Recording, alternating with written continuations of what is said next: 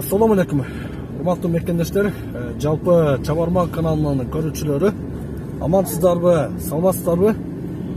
Мен бүгүн атайын Баткенден Жалал-Абадка сапар алдым эле. Бир аз жумушубуз болгонуна байланыштуу Жалал-Абадты көздөй баратам. Жолдо мени өтө кубандырганы азыркы учурда Кызылкия шаарында кетип жатам. Кызылкия шаарында бул асфальт жол зымырап, ошо сиздер көрүп тургандай кооз кенен тегиз болуп бүтүптүр. Мына караңыздар, өтө кооз, өтө жакшынакай кенен. Бул албетте бир эле мен эмес, баарыңыздарды кубандырса керек. Эсиңиздерде болсо, бул жолдун башталышы 2016-2017 жылдарга барып такалат.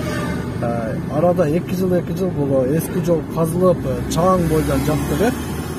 Мына жаңы бийлик келип, биздин жогорку бийликтегилер, Баткен губернатору, премьер-министр, президент баш болуп ушул жолго көңүл буруп, мына азыркы учурда зымырап бүтүп турган чагы мынакей.